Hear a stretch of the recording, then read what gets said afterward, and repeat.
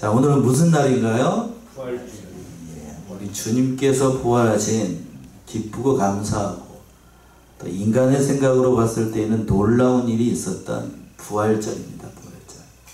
오늘 본문의 말씀은 참으로 유명한 말씀이고 또 우리 주님께서 베드로를 찾아오셔서 그 이름을 부르시면서 물으셨던 그 제목에서도 우리가 잘 알 수 있는 것처럼 사랑을 하는지, 특별히 누구를 사랑하는지, 바로 예수님을 얼마나 사랑하는지 그걸 확인한 본문의 말씀이에요. 그래서 말씀의 제목은 시몬아 네가 나를 사랑하느냐, 이런 말씀의 제목으로 부활절 예배에 하나님 앞에 영광을 올리도록 하겠습니다. 제목을 한번 따라서 해보세요. 시몬아 네가 나를 사랑하느냐. 시몬아 네가 나를 사랑하느냐. 예, 다시 한번요. 시몬아 네가 나를 사랑하느냐. 시몬아 네가 나를 사랑하느냐. 예, 속으로만 한번 해보세요. 시몬이라는 것에 자기 이름을 넣고 그리고 그 맨 마지막에는 여러분들 한번 해보세요. 시작. 속으로만 해주세요. 시작. 입으로 하려고 그러면 잘 안 됩니다. 이게 자기 이름 넣고 하려고 그러면 집에 가서 한번 해보세요. 재승아 네가 나를 사랑하느냐. 오늘 본문의 말씀은 그 얘기예요. 오늘 본문의 말씀은 부활하신 예수님께서 3번씩이나 자신을 부인한 바 있었던 베드로에게 그 사랑을 확인을 하시고 다시금 그 목양의 사명을 맡기시면서 그 실추됐던 수사도로서의 권위를 회복시켜 주시고 다시 한번 그 하나님의 종으로 부름을 받은 세움을 입은, 말 그대로 예수님도 부활을 했지만 누구도 부활하는 거예요? 베드로도 그 자리에서 다시 회복하고 하나님의 종으로서 서게 되는 아주 귀한 말씀입니다. 그리고 베드로가 어떻게 죽음을 맞이할 것인지 마지막에 또 예언을 해 주셨습니다. 오늘 본문의 말씀은 베드로 개인에게도 참 중요한 말씀입니다만 저 개인적으로도 굉장히 중요한 말씀이에요. 제가 인격적으로 예수님을 처음 만났던 대목이 바로 이 본문이에요. 저는 이 본문만 보면 가슴이 메여요. 벌써부터 이제 그런데 인격적으로 예수를 만난다. 이게 무슨 말인지, 정말로 예수 그리스도를 사랑해야만 그 모든 일을 감당할 수 있다는 것을 우리가 다시 한번 깨닫고, 우리가 정말로 예수님의 이 물음에 대해서 우리는 과연 뭐라고 대답을 할 수 있는지 우리 자신을 좀 돌아보고, 또 베드로가 그때 당시 예수님 앞에 섰을 때 어떠한 심정으로 사랑한다 라고 고백을 했었는지를 깊이 생각해보는 그러한 시간으로 삼았으면 좋겠습니다. 첫 번째 15절과 17절에 있는 것처럼 예수님께서 우리가 잘 아는 것처럼 몇 번씩 사랑을 물으셨다고요? 3번씩 그 사랑을 물으셨습니다. 먼저 15절 보시면 15절. 저희가 조반 먹은 후에 예수께서 시몬 베드로에게 이르시되 요한의 아들 시몬아 네가 이 사람들보다 나를 더 사랑하느냐 하시니 가로되 주여 그러하이다. 내가 주를 사랑하는 줄 주께서 아시나이다. 가라사대 내 어린 양을 먹이라 하시고. 예, 저희가 조반 먹은 후에 예수께서 시몬 베드로에게 이르시되 요한의 아들 시몬아 네가 나를 사랑하느냐 이렇게 물어보셨어요. 근데 조반 먹은 다음에 특별히 시몬 베드로에게 앞에 가셔가지고, 이제 우리는 요 앞에 대목이 그 대목이에요. 부활하신 주님이 갈릴리로 가가지고 다른 11명의 제자들과 같이 뭐를 먹었어요? 조반 아침밥을 먹었다고요. 고기를 순수 마련하셔가지고 숯불에다 구워가지고 제자들과 같이 먹고, 그리고 난 다음에 저기서 조금 떨어져 있는 베드로 앞에 가가지고 베드로에게 이렇게 물으시는 겁니다. 근데 물으실 때에 뭐라고 하셨냐면 요한의 아들 시몬아 이렇게 물으셨어요. 자, 시몬의 본래의 이름이 뭐지요? 베드로입니다. 우리가 잘 아는 베드로. 근데 우리는 이게 익숙해져 가지고 시몬을 베드로라고 이렇게 부르는데 유대인들은 베드로라고 안 부르고 뭐라고 부를까요? 게바라고 불러요. 게바. 아람어가 게바고 이 게바를 헬라어로 번역을 한 게 뭐라고요? 우리가 잘 아는 베드로예요. 베드로. 그러니까 유대인들은 베드로라고 부르겠어요? 게바라고 부르겠어요? 게바라고 불러요. 우리는 근데 익숙해져 가지고 이걸 베드로라고 하는 겁니다. 반석이라는 뜻이에요. 페트라라는 그런 의미가 반석이라는 뜻인데 유대인들은 게바라고 부릅니다. 그 게바라고 부르지 않고 시몬이라고 불렀어요. 특별히 요한의 아들 시몬, 바요나라는 뜻이 있는데 요한의 아들, 그러니까 본래의 시몬의 이름으로 베드로를 불렀던 거예요. 처음 그러니까 예수님께서 베드로를 만나기 전에 이름을 예수님께서 부르셨던 거예요. 이 말씀 두 가지 의미가 있겠죠. 처음 예수님을 만났을 때 그때의 심정을 누가 생각해 보도록 하기 위해서 베드로고, 그리고 그 처음 예수님을 만나서 지금 이 시간까지 그 하나님의 종으로서 평생 살아오면서 그 사랑을, 예수님에 대한 사랑을 지금까지 잘 지키고 있었는지 그 두 가지를 확인해 보기 위해서 이렇게 이름을 불렀던 거예요. 그러니까 처음 예수님을 만났을 때, 그리고 그 첫사랑이 지금 예수님 앞에 있을 때까지 그 사랑을 잘 지키고 있었는지 자기 자신을 확인해 보라고요. 그렇다라고 하면 베드로가 예수님 앞에 서 있을 때에 그 모든 자기가 말한 대로 그 모든 것들을 잘 지키고 그 신앙 잘 지키고 있었나요? 아니죠? 아닙니다. 예수님이 그 잡히시기 전날 밤에 사도 베드로한테 예언을 했죠. 뭐라고요? 오늘 밤 닭이 울기 전에 네가 나를 모른다고 몇 번 부인할 것이다? 3번 부인할 것이다. 그 말씀 그대로 그 밤에 베드로가 예수님을 모른다고 3번씩이나 부인을 하게 됩니다. 마지막에는 어떻게 돼요? 저주하면서까지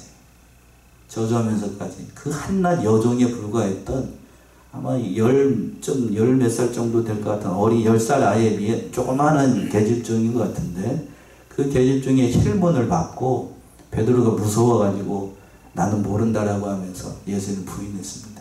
그 순간 마지막 3번째 딱 부인할 때 멀리서 뭐가 울고? 닭이 울고, 그 순간 누가복음에 따르게 되면 예수님이 돌아서시고 예수님이 돌아선 눈과 베드로의 눈이 어떻게 됩니까? 딱 마주쳤어요. 요새 말로 하게 되면 딱 걸린 거죠. 딱 걸린 거예요. 그러면서 사복음서에 공이 기록되어 있어요. 뭐가 공이 기록되어 있는? 여러 가지가 기록되어 있는데 특별히 수사도였던 베드로가 예수님을 모른다라고 부인했던 그 사건이 마태, 마가, 누가, 요한에 다 기록되어 있습니다. 뭔 자랑이라고 그게? 왜 그랬을까? 왜 다 기록되어 있을까? 사복음서에 왜 베드로의 부인에 다 기록을 했을까? 이 복음서를 기록했던 그 모든 제자들이 봤을 때에도 자타가공이라는 베드로가 예수님을 모른다라고 부인하는 걸 자기들도 믿을 수가 없는 사건이었던 거예요. 설마 수사도인 베드로가 누구를 모른다고? 예수를 모른다고 부인할 수 있을까? 근데 그 사건을 마태, 마가, 누가, 요한이 다 기록하고 있어요. 이건 베드로를 힐문하려고 한 게 아니고 베드로를 조롱하려는 목적이 아니라 뭘 보여주는 것인가? 수사도인 베드로도 이런 상황이 되면 인간이 이런 상황에 처하게 되면 누구를 모른다고 부인할 수 있다? 예수님 모른다고 부인할 수 있다. 그걸 보여주는 인간의 연약함, 인간의 비열함을 보여주는 겁니다. 그렇다라고 하면 베드로가 부인했습니다. 여러분이 만약 그 자리에 있다라고 하면 여러분 뭐라고 얘기하실래요? 나는 모른다고 부인하지 않고 끝까지 믿음 지키겠습니다. 끝까지 나는 신앙생활 잘 하겠습니다. 그렇게 자신할 사람이 몇이나 될까요? 한 번씩 여기 계신 분들 한 번씩 돌아가면서 한번 여쭤볼까? 그 상황이 되지 않으면 누구도 그 신앙을 장담할 수가 없는 거예요. 상황이 되지 않으면. 저도 젊었을 때에는 그 베드로가 이렇게 이런 상황이 됐을 때 왜 부인을 했을까라는 생각이 들었습니다만, 이제 20, 30, 40, 50이 되고 이 성경을 볼 때마다 그런 생각이 들어요. 내가 과연 이때의 베드로가 됐다라고 하면 나는 과연 그때 어떤 상황, 어떻게 대답을 했을까를 생각해 보면 참 쉽지 않았을 것이다 라는 생각이 듭니다. 그런데 거기서만 머물러 있지 않고 그 부인하는 그 자리를 뛰어넘어서 예수님께서 부활하시고 난 다음에 15절에서 예수님께 찾아오셔가지고 베드로 앞에 딱 서셨습니다. 딱 서가지고 처음으로 그 자기를 불렀던, 처음으로 예수님을 만났던 그 장소에, 이 갈릴리 호수가 그때거든요. 베드로가 거기서 물고기를 잡았을 때 예수님 처음 만났었잖아요. 그 장소에서 다시 부활하신 예수님이 나타나가지고 처음에 자기를 불렀던 그 이름 그대로 다시 자기를 부르시는 거예요. 근데 그때랑은 상황이 달라요. 뭘 물어보셨냐면, 네가 이 사람들보다 나를 어떻게 하느냐? 사랑하느냐? 이걸 물어보셨어요. 사랑하느냐? 첫 번째 이걸 물어보시니까 베드로가 뭐라고 대답을 합니까? 가로되 주여 그러하오이다. 내가 주를 사랑하는 줄 누가 아십니다? 주께서 아십니다. 물어보니까 대답을 해야 되겠지요. 사랑한다고 얘기합니다. 여기 이제 같이 부부랑 같이 오신 분들도 계시는데, 아내들이 남편한테 제일 듣고 싶은 말이 나 사랑해 라고 그러면, 물어보면 남편들은 거의 뭐 저기 해가지고, 요즘은 좀 신세대들은 많이 얘기한다라고 합니다만, 저보다 윗세대의 사람들은 집 옆에 있는 그 사람이 이렇게 물어보면 그 말을 대답하기가 쉬운가요? 어려운가요? 쉬워요. 쉬워요? 쉬우면 너 수상한 사람이고 잘 안 됩니다. 잘 안 돼. 저도 잘 안 되는데, 연애했을 때 깨가 쏟아졌을 때는 뭐 가감없이 나옵니다만, 결혼해가지고 10년 이상 지나니까 그 말이 잘 안 나와요. 잘 안 나와. 자, 오늘 본문의 말씀에서도 돌아와서 제가 그 얘기를 하려는 게 아니고, 지금 예수님께서 그 모든 걸 다 알고 계시잖아요. 그런데 그 첫 번째로 부활하신 주님께서 다른 걸 물어본 게 아니에요. 네가 왜 나를 부인을 했느냐? 그때 왜 나를 버리고 도망갔느냐? 왜 칼을 차고 옆에 있는 그 종의 저기 귀를 잘라느냐? 이걸 물어본 게 아니고 뭘 물어봤다고요? 사랑하는지. 왜 그걸 확인을 했을까? 그 사랑이 그 모든 것보다 가장 중요하기 때문에. 이게 가장 중요하기 때문에. 한글 개역 성경은 15절과 16절과 17절이 다 사랑하느냐, 또 베드로도 뭐라고 얘기를 했어요? 사랑한다 라고 이렇게 나오는데, 원어 성경을 보게 되면 15절은 아가페로 되어 있고 16절도 주님의 물으심이 아가페로 되어 있는데, 마지막 17절은 필레오로 되어 있어요. 그런데 베드로는 15, 16, 17절을 똑같이 뭘로 되어 있냐면, 원어로 보게 되면 필레오로 되어 있어요. 제가 헬라어를 잘해서가 아니고, 이걸 두고서 신학자들이 여러 가지로 해석을 해요. 아가페는 하나님께서 인간을 사랑하시는 지극히 무한하시고 크신 그 조건 없는 그 사랑을 표현을 할 때에 보통 아가페라고 얘기를 해요. 그런데 제가 성경을 연구해 보니까 성경에서 그렇게 말하는 대목도 있지만 그렇지 않게 얘기하는 대목들도 있습니다. 아가페를 써야 될 때 필레오를 쓸 때도 있고, 필레오를 써야 될 때 뭐를 쓸 때도 있냐면 아가페를 쓸 때도 있어요. 그러니까 뭐가 어떻다라고 이렇게 얘기할 수 없는 대목이고, 더더군다나 베드로는 제가 한 가지만 더 말씀을 드리면, 갈릴리에서 뭐를 잡던 사람이에요? 직업이? 어부예요. 요즘도 그렇습니다만 예전에 어부 있던 사람들은 가방끈이 긴가요? 가방끈이 짧은가요? 예, 가방끈이 짧죠? 예, 가방끈이 짧다. 그런 사람이 헬라어의 고급진 단어의 뜻을 알아가면서 베드로가 그걸 알아들었을까? 더 쉽게 얘기하면 저 오늘 대한민국의 현실에서 한국말 말고 잘 해야 되는 원어가 뭐예요? 영어죠, 영어. 영어. 이게 다 영어를 배우고 있습니다만 여러분 영어 한마디라도 하십니까? 예, 앞에 있는 사람 영어 외국인 갔다 오면 영어 말할 수 있는 사람 몇 명이나 돼요? 저도 잘 못합니다. 원어민이 아니면, 원어민이라고 하는 얘기는 모국어를 가지고 태어난 사람이 아니면 그 말의 깊은 뜻을 이해를 잘 못해요.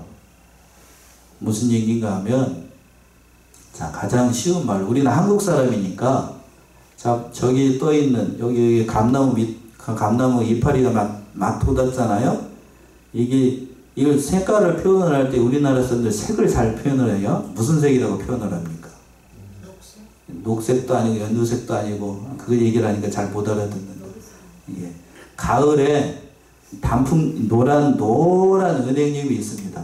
그걸 표현을 할 때 보통 노랗다라고도 표현을 합니다만, 노랗다, 누렇다, 샛노랗다, 누리끼리하다. 여러분들은 제가 굳이 설명을 하지 않아도 제가 이런 말을 하면 그 말의 색깔의 의미가 다 머릿속에 있지요.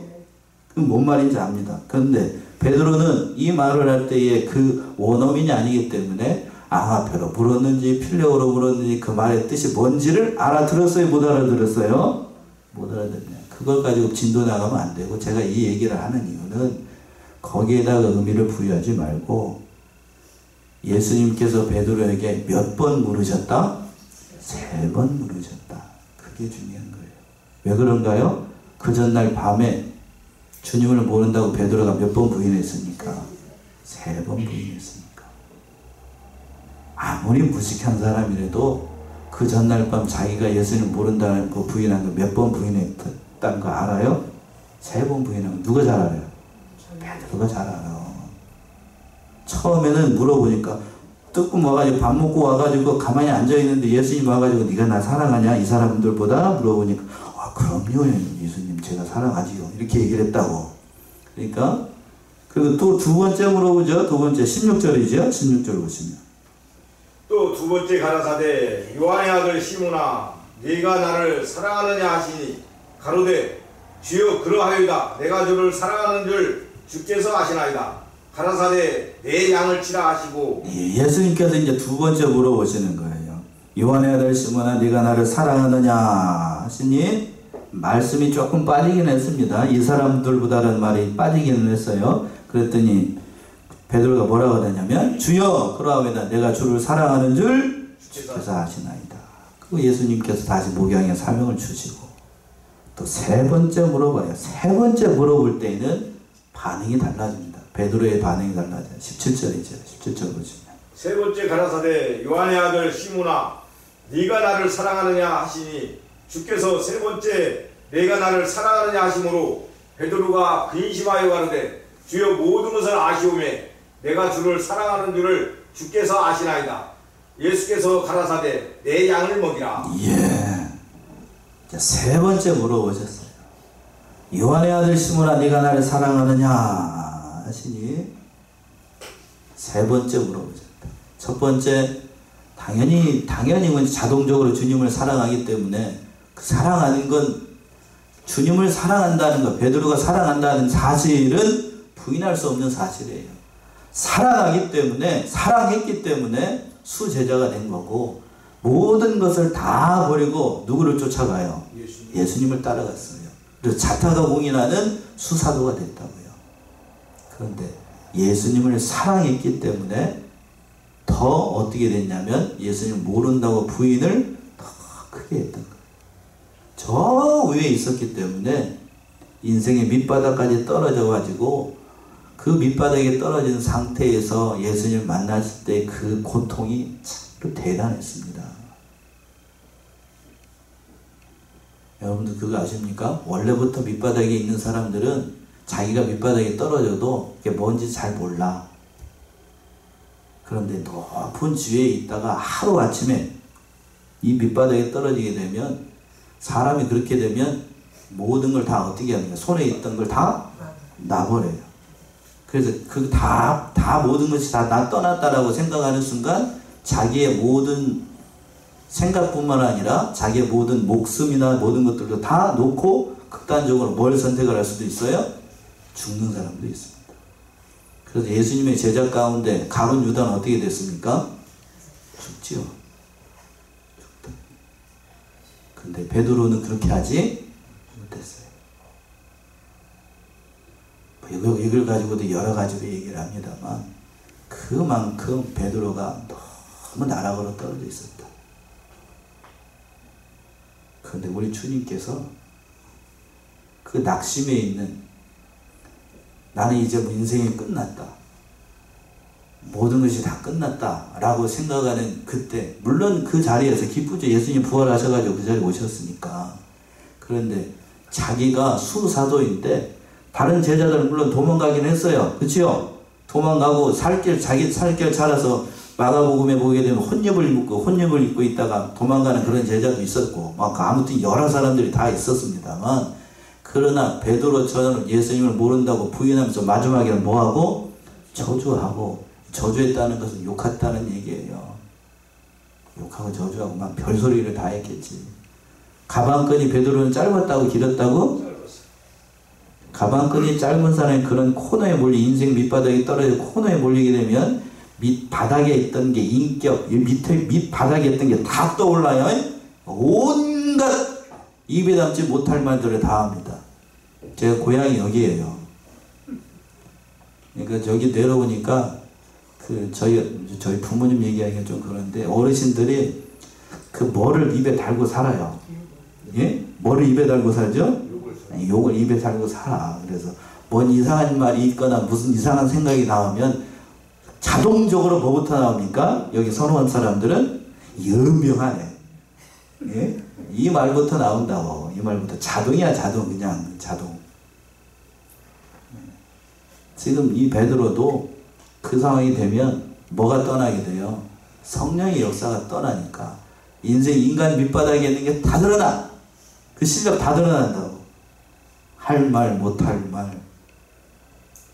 그런 말을 다 하면서 다 예수님을 모른다고 부인하고 막 했습니다. 그 순간 예수님 십자가를 지시기 전에 예수님 뒤로 돌아가지고 누구를 봤어요? 베드로를 딱 하고 봤어요. 17절 말씀이 그 말씀이에요. 17절에서 이제 17절 다시 한번 읽어보시겠습니까? 세 번째 가라사대 요한의 아들 시몬아 내가 나를 사랑하느냐 하시니 주께서 세 번째 내가 나를 사랑하느냐 하심으로 베드로가 근심하여 가로되 주여 모든 것을 아시오매 내가 주를 사랑하는 줄을 주께서 아시나이다. 예수께서 가라사대 내 양을 먹이라. 예, 베드로가 근심하여 가로되 뭐 하면서 가로되? 뭘 근심을 했을까요? 뭐를? 왜 세 번 물어볼까? 왜 세 번 물어볼까? 그 짧은 순간 안에 그 짧은 시간에 베드로의 머릿속에 지난밤의 사건이 샥 영화가 지나가듯이 다 지나갈 거예요. 그렇겠죠? 그러면서 싹 지나가면서 뭐라고 얘기를 하냐. 그 하반절에 주여 모든 것을 아시오매. 내가 주님을 부인했다는 사실도 주님께서 아시고, 그런데 긍정적으로 있는 의미에서 얘기한다라고 하면 지금 이 시간까지 예수님의 제자로서, 특별히 수사도로서 예수님을 사랑하기 때문에 그 모든 일들을 잘 행했다는 사실도 누가 다 안다는 거예요. 예수님이 다 아시고, 허물 많고 또 죄 많은 인생이지만 한다고 했다는 사실도 누가 다 아셔요? 예수님이 다 아십니다. 그걸 다 누구에게 맡긴 거예요? 예수님한테 맡긴 거라고. 예수님에게 다 맡겼어요.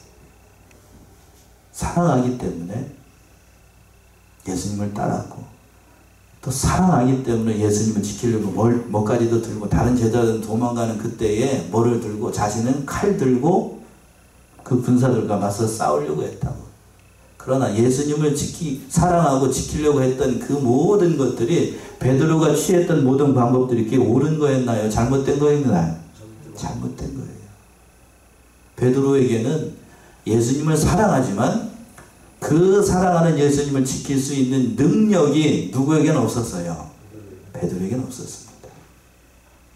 베드로에게는 없었어요. 여러분도 마찬가지입니다.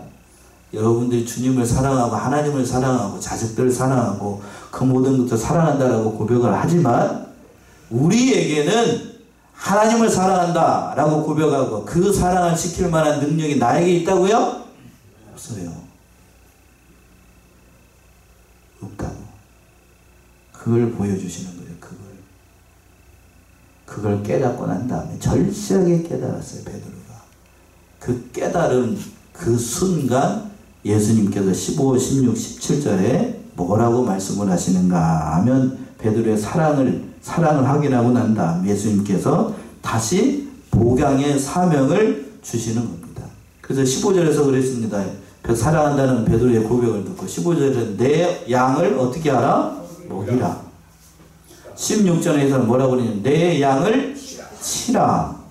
17절에서는 내 양을 먹이라 라고 했어요. 의미가 조금씩 달라요.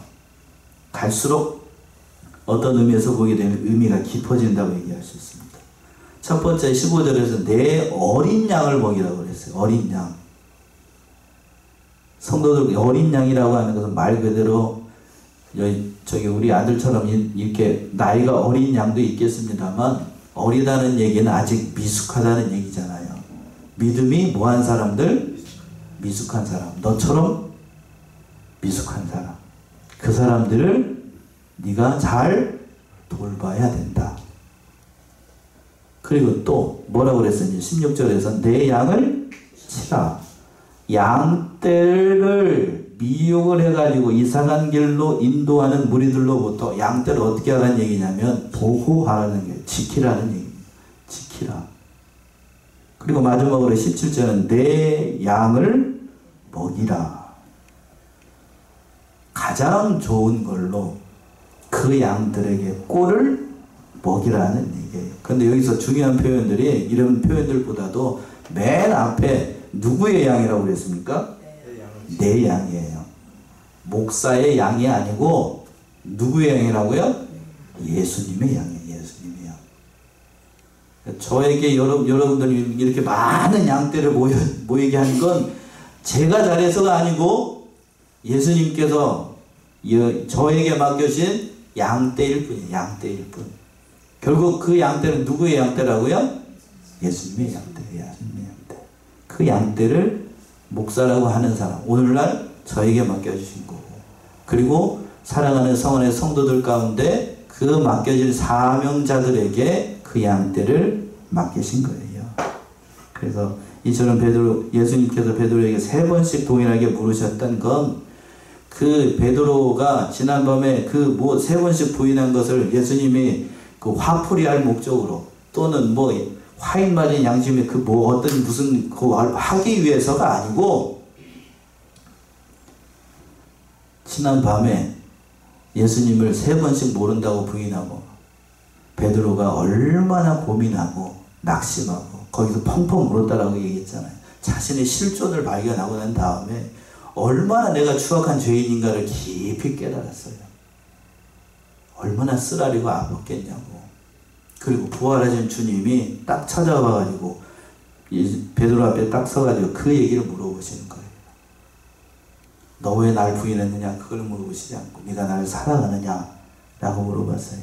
그 사랑 앞에 베드로가 전심으로 깨닫게 되고 예수 그리스도의 사랑이 얼마나 깊은지를 다시 한번 깨닫게 되는 거예요.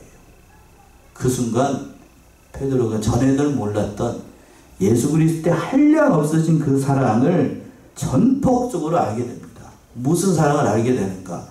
이러한 사랑까지도 다시 세우시고 다시 목양의 사명을 맡기시는 예수 그리스도의 부활하신 예수 그리스도의 사랑을 깊이 깨닫게 되는 거예요. 죄인을 사랑한다.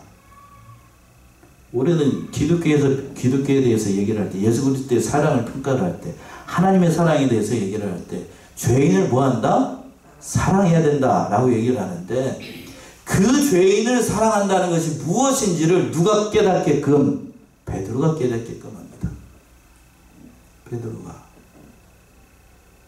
누가복음 7장을 한번 가보세요.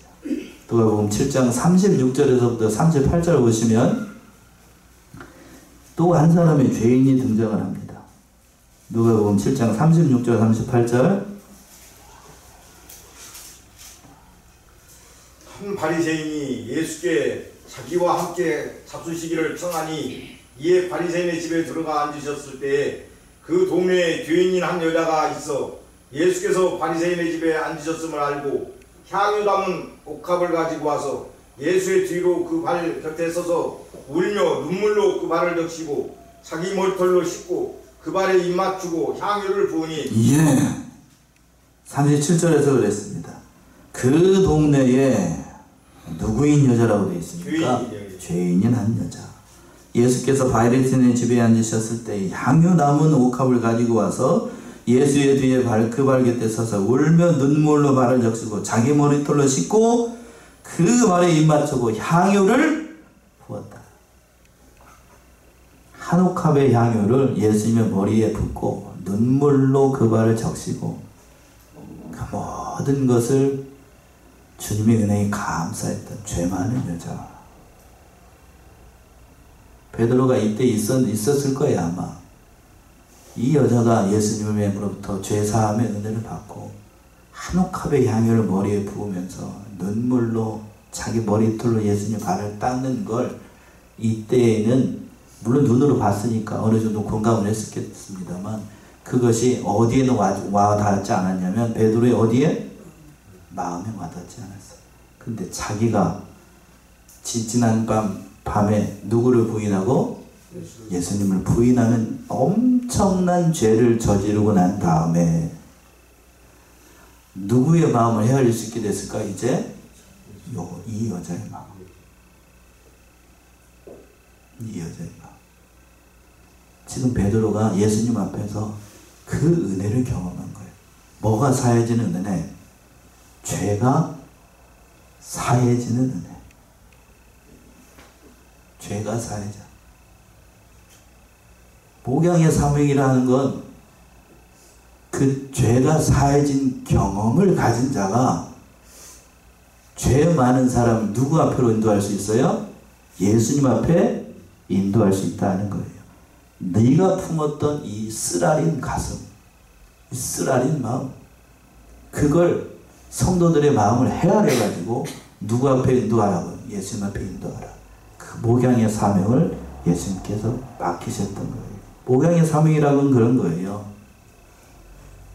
현명하고 똑똑하고 유능한 사람이 양떼를 인도하는 게 아니고 베드로와 같이 뭐 많은 사람이? 죄가 많고 뭐가 많은 사람? 허물이 많은 사람이 나보다 더 죄를 많이 진 사람 누구에게 인도하는 거예요?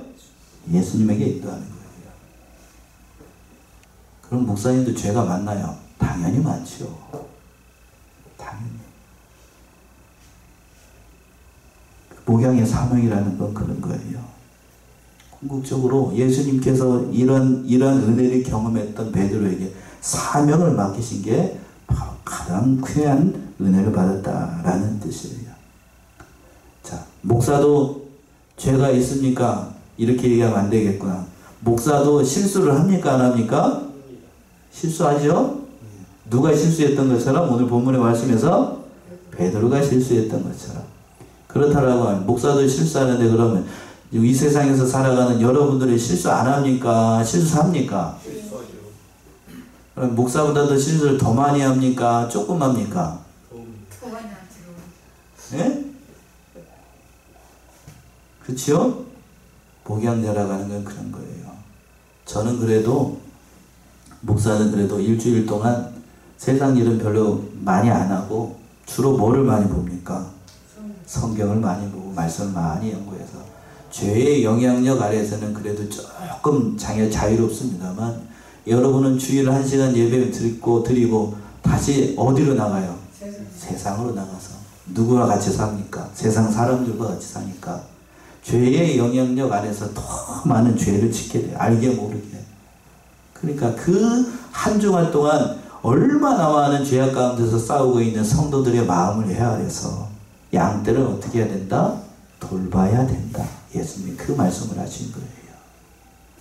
목양의 사명이라는 건 그런 거예요. 그런 거.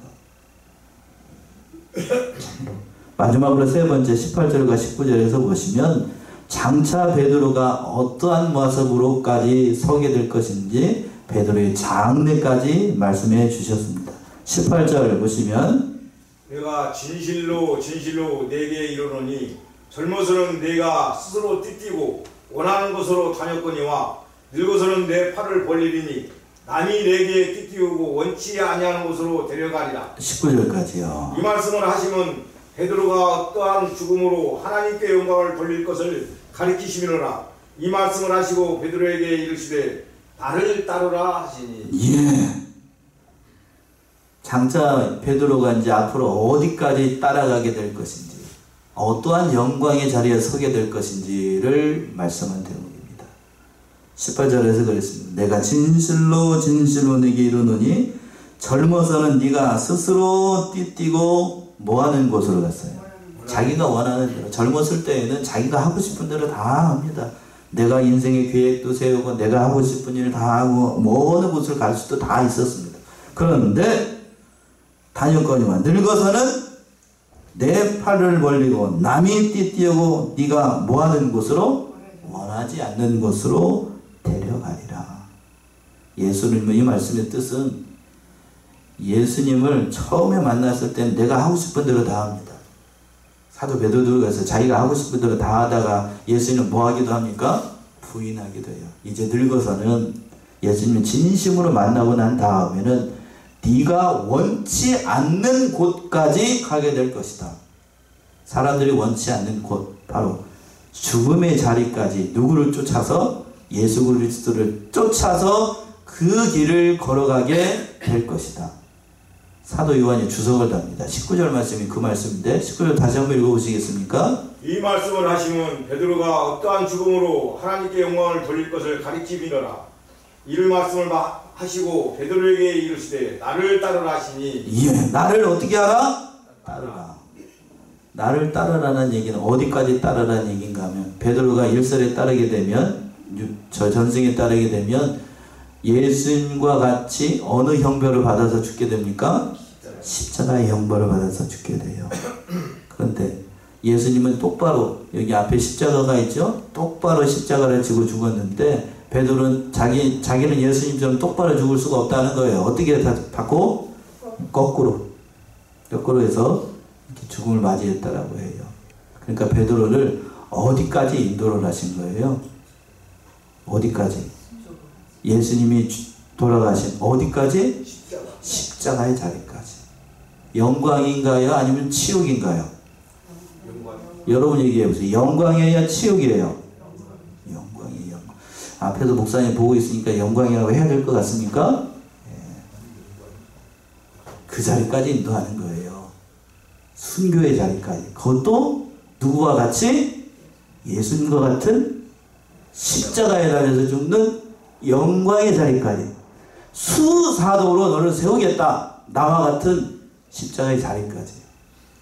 그러면서 뭐라고 합니까? 마지막 19절의 말씀이 참 귀합니다. 나를 어떻게 하라? 따르라. 나를 따르라. 이 말씀 하시는 거예요. 그게 뭔 말인지를 사도 베드로가 그때 깨달았겠죠. 목양이라는 건 그런 거예요. 누구를 쫓아서? 예수 그리스도를 따라서 뭐하는 마음을 품고 오직 누구만 바라보고? 예수님만 바라보고 사랑하는 마음이 있어야 양떼를 돌볼 수 있다. 마지막으로 부활하신 예수님께서 베드로에게 이 사명을 주셨습니다. 우리 사랑하는 성안의 성도 이 사실을 깨달아서 우리에게도 예수님께서 맡기신 양떼들이 분명히 있습니다. 그러니까 그 맡겨진 양떼들을 잘 믿음으로 돌봐서 참으로 예수님이 경험했던 그 사랑의 은혜, 그 모든 일들을 잘 감당하는 사랑하시는 성안의 성도님들 모두가 되시기 바랍니다. 기도하겠습니다.